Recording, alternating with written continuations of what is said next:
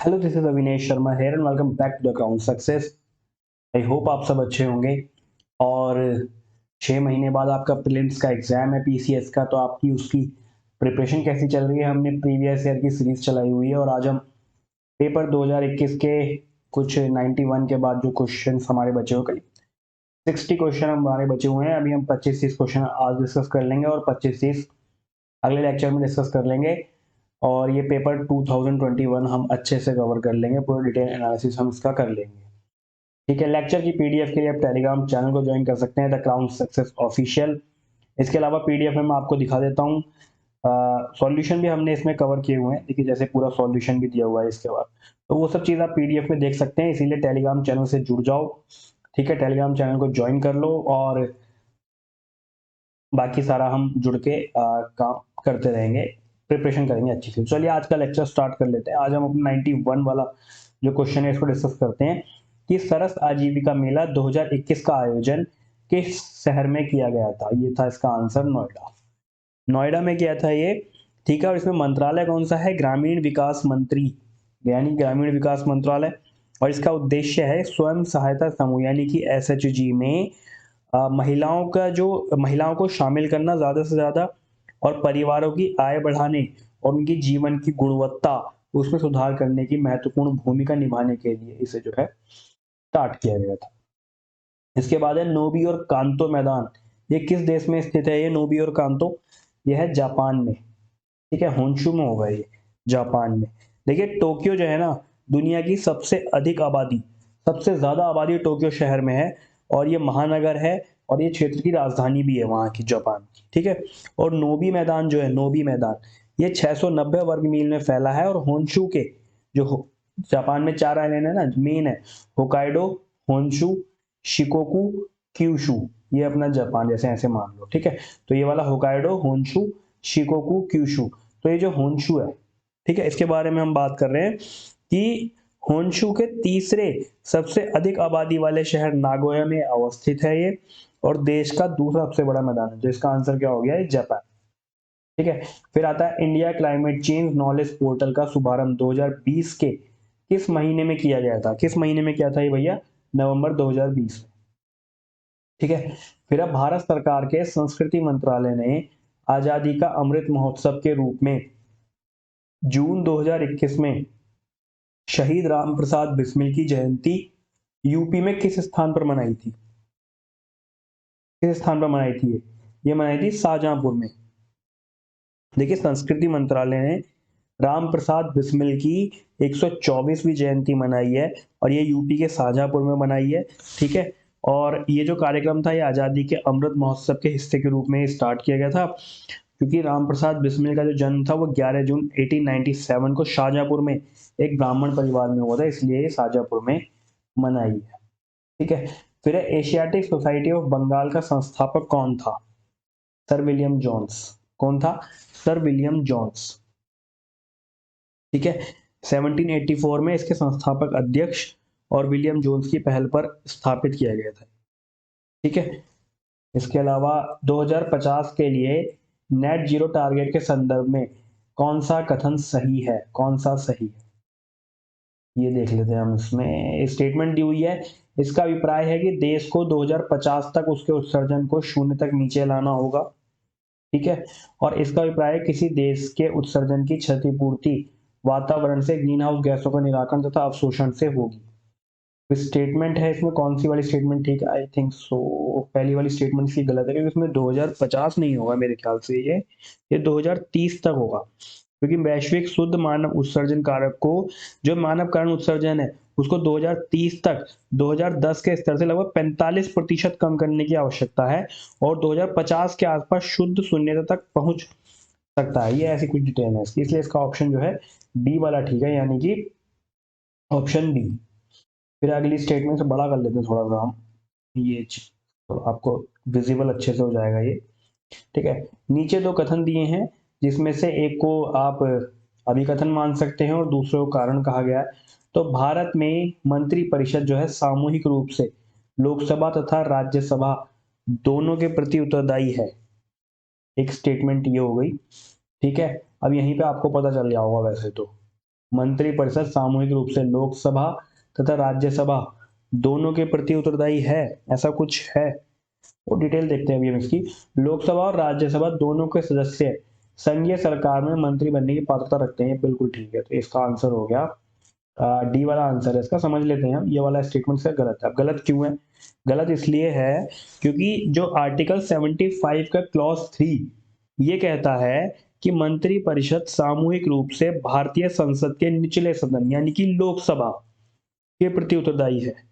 जब किसी मंत्री द्वारा लोकसभा में पेश किया गया बिल इसके द्वारा अनुमोदित नहीं हो पाता तो पूरी मंत्री परिषद जिम्मेदार होती है, ना कि मंत्री। तो इसीलिए स्टेटमेंट गलत है, इसमें राज्यसभा के प्रति उत्तरदायी नहीं। ठीक है, ये आर्टिकल 75 का क्लॉज 3 कहता है। इसके बाद आता है संघीय बजट 21-22 के अकॉर्डिंग वित्त मंत्री ने कृषि ढांचा और विकास सेस के नाम से एक नया कर प्रस्तावित किया है और यह कितने उत्पादों पर लगाया जाएगा? इसका आंसर है 29। ठीक है, 29 उत्पादों पर। राज्य लोक सेवा आयोग के सदस्यों को हटाया जा सकता है। कैसे हटाया जा सकता है? विधानसभा में महाभियोग के आधार पर राज्यपाल द्वारा।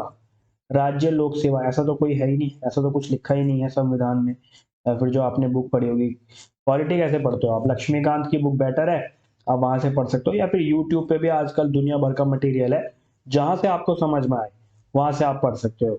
और अगर आप मुझसे बोलोगे तो मैं भी शॉर्ट नोट्स में माइंड मैप के तरीके से बहुत ही बेहतरीन तरीके से पॉलिटी स्टार्ट कर सकता हूँ।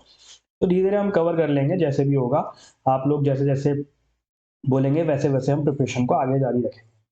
दूसरा है कि उच्चतम न्यायालय की जांच के पश्चात राज्यपाल द्वारा। कैसे टलता है? ये भी नहीं है। उच्चतम न्यायालय की जांच के पश्चात राष्ट्रपति द्वारा। मेन पावर किसको दी गई है? राष्ट्रपति को। हटाने की पावर राष्ट्रपति को दी गई। तो कौन सा आंसर चाहिए इसका? सी वाला। डी वाला खुद ही गलत हो गया, पढ़ने की जरूरत ही नहीं है। जब हमारा सी वाला सही हो गया तो डी वाला पढ़ने की जरूरत नहीं, क्योंकि एक क्वेश्चन में 2 आंसर होना ठीक हो गया। ठीक है, दूसरा है कौन सा देश काला सागर के तट पर स्थित नहीं है? कौन सा देश नहीं है? टर्की है, जॉर्जिया भी है, सीरिया नहीं है, बल्गेरिया भी है। तो इसका आंसर हो गया ए। काला सागर के वेस्ट में जो है बल्गेरिया है, ठीक है, और इसके साउथ में टर्की है और इसके ईस्ट में जॉर्जिया है। सीरिया जो है ना वो मेडिटेरियन सी की ओर है, भूमध्य सागर की ओर है। अब ये जो जितने ब्लैक सी हैं, मेडिटेरियन सी हैं, इन सबको याद करने के लिए न्यूमेरिक वर्ड्स भी होते हैं जो मैं आपको बता दिया करूंगा। जैसे जैसे हम उसको, जब हम मैपिंग करेंगे ना, वर्ल्ड की मैपिंग, इंडिया की मैपिंग, तब मैं आपको न्यूमेरिक सिखाऊंगा।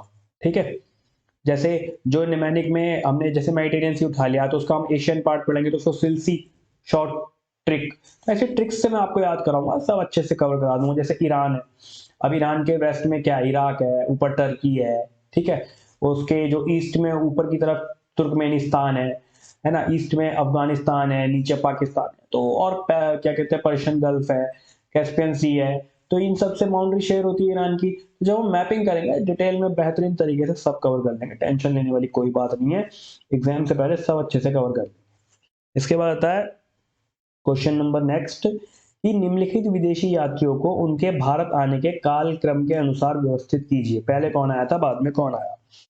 ठीक है, देखिए रॉल्फ फिच जो है, ये रॉल्फ फिच ये कब आए? ये आए थे 1591 में। कब आए? 1591 में आए। ठीक है, इसके बाद आता है निकोलस डाउंटन। निकोलस डाउंटन कब आए थे? ये आए थे 1615 में। कब आए थे? 1615। ठीक है, और फिर है विलियम हॉकिंस। विलियम हॉकिंस आए थे 1613 में। कब आए थे? 13 में। और थॉमस रो ये आए थे 1619 में।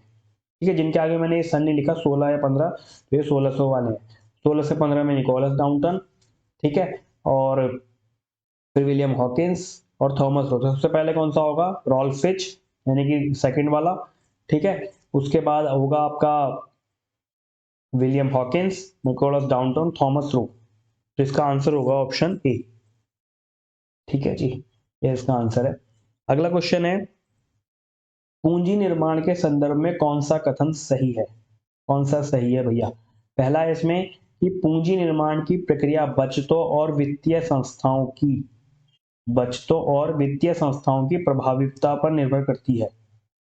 ठीक है, ये रिलेट कर रहा है। दूसरा, निवेश जो है पूंजी निर्माण के लिए एक अनिवार्य कारक है।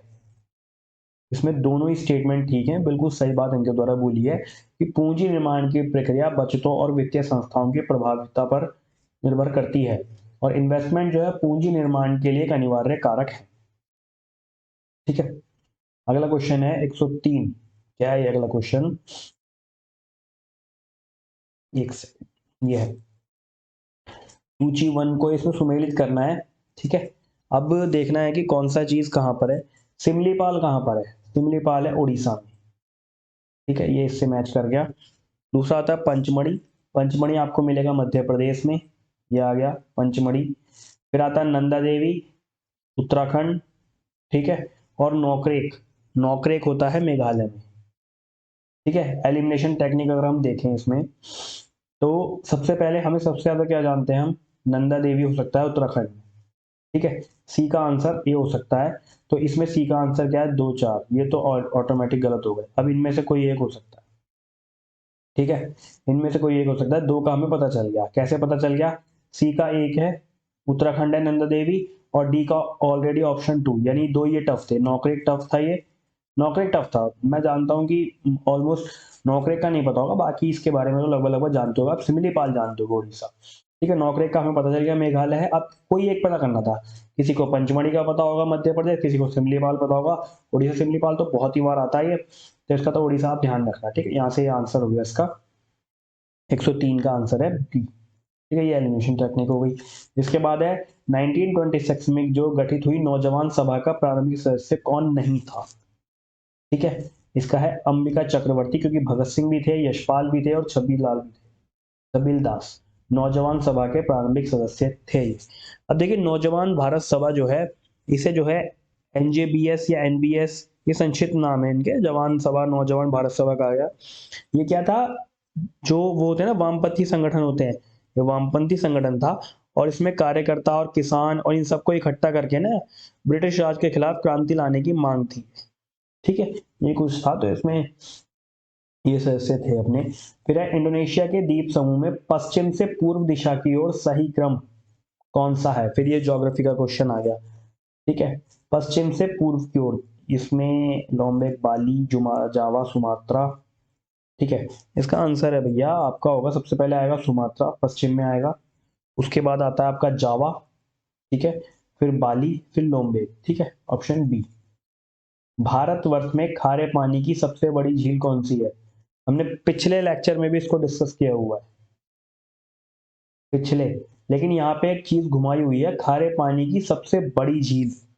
तो खारे पानी के लिए सबसे बड़ी झील जो है वो सांबर है। ठीक है, सांबर है, राजस्थान की सांबर सॉल्ट लेक है, ये भारत की सबसे बड़ी अंतर्देशीय नमक झील है। ठीक है जी। इसके बाद आता है हमारा, किस स्थान पर भारत में प्रथम नगर निगम स्थापित किया गया? पहला नगर निगम कहाँ बनाया गया था सबसे पहले? मद्रास में, जिसे आज आप चेन्नई कहते हैं। ठीक है, फिर नोबेल पुरस्कार विजेता अमर्त्य सेन द्वारा लिखित कौन सी पुस्तक जुलाई 2021 में 2021 में प्रकाशित हुई है? कौन सी हुई है? Home in the world. Sensex Bombay stock exchange का प्रचलित सूचकांक है। बीएसई में सूचीबद्ध कितनी ब्लू चिप कंपनियों से इसका मापन होता है? कितनी ब्लू चिप कंपनियां इसका मापन करती हैं? 30 कंपनियां। कितनी कंपनियां? 30। दिए गए तथ्यों पर ध्यान दीजिए। भारत के प्रथम मुख्य निर्वाचन आयुक्त सुकुमार सेन थे। प्रथम मुख्य निर्वाचन आयुक्त सुकुमार सेन थे, पहली स्टेटमेंट है। और दूसरी स्टेटमेंट है कि भारत की पहली महिला मुख्य निर्वाचन आयुक्त रमा देवी थी। तो इसमें दोनों ही क्वेश्चन के स्टेटमेंट ठीक है। पहली महिला निर्वाचन आयुक्त जो है रमा देवी थी, और जो प्रथम मुख्य निर्वाचन आयुक्त थे वो सुकुमार सिंह थे। ठीक है, यूपी का कौन सा जिला क्षेत्रफल की दृष्टि से सबसे छोटा है? कौन सा जिला क्षेत्रफल की दृष्टि से सबसे छोटा है? हाथरस। ठीक है, विश्व का पहला हृदय प्रत्यारोपण किसने किया था? क्रिश्चियन बर्नार्ड ने। मेकोंग नदी के संदर्भ में कौन सा कथन सही है? कौन सा कथन सही है? मेकोंग का उद्गम तिब्बत के पठार से है, बिल्कुल ठीक है। मेकोंग का डेल्टा दक्षिण कंबोडिया में, दक्षिण कंबोडिया में तो नहीं है इसका डेल्टा, ये जो है क्योंकि इसका डेल्टा जो है 40,500 वर्ग किलोमीटर में फैला है और ये दक्षिण पश्चिम वियतनाम का एक बड़ा हिस्सा इसमें शामिल है। ठीक है, तो कंबोडिया में तो नहीं होगा, तो इसका आंसर है ऑप्शन ए। सामान्य दृष्टि के लिए कौन सा विटामिन आवश्यक होता है? कौन सा विटामिन आवश्यक होता है सामान्य दृष्टि के लिए? इसका आंसर है रेटिनॉल, यानी कि ऑप्शन डी। अगला क्वेश्चन है, क्या आप मुझे एक स्वतंत्र देश दिखा सकते हैं जहां अलग मताधिकार हो? देश अंग्रेज जा चुके हैं परंतु वे शरारत छोड़ गए हैं। ये बहस है, उपरोक्त वाक्यों को संविधान सभा के बहस में कहा था। किसने कहा था ये वाला वाक्य? ये कहा था सरदार वल्लभ भाई पटेल ने। निम्नलिखित में से विश्व का सबसे शांतिपूर्ण क्षेत्र कौन सा है?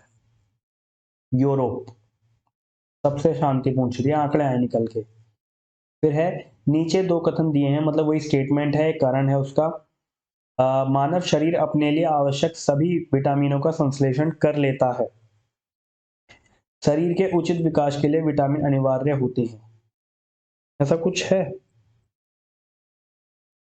देखिए, शरीर के उचित विकास के लिए विटामिन अनिवार्य है, ये तो ठीक है बिल्कुल, लेकिन मानव शरीर अपने लिए सभी विटामिनों को संश्लेषण कर लेता है, ऐसा तो नहीं होगा।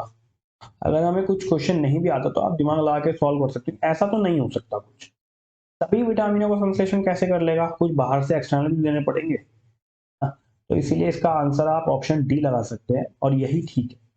फिर सुगम्य भारत अभियान संबंधित है। सुगम्य भारत अभियान संबंधित है किससे? दिव्यांग व्यक्तियों से। सुगम्य भारत अभियान, देखिए सरकार ने जो है सुलभ भारत अभियान स्टार्ट किया था। सुगम्य भारत अभियान ये जुलाई 2018 तक राष्ट्रीय राजधानी और सभी राज्यों की राजधानी में सभी सरकारी भवनों को कम से कम 50% विकलांगों के लिए पूरी तरह से सुलभ बनाने का प्रयास किया। ठीक है, इसके बाद आता है विद्युत विभव के संदर्भ में कौन से सही है? कौन सा सही है भैया? ऑप्शन ए, ये एक अदिश राशि है, सदिश राशि नहीं है।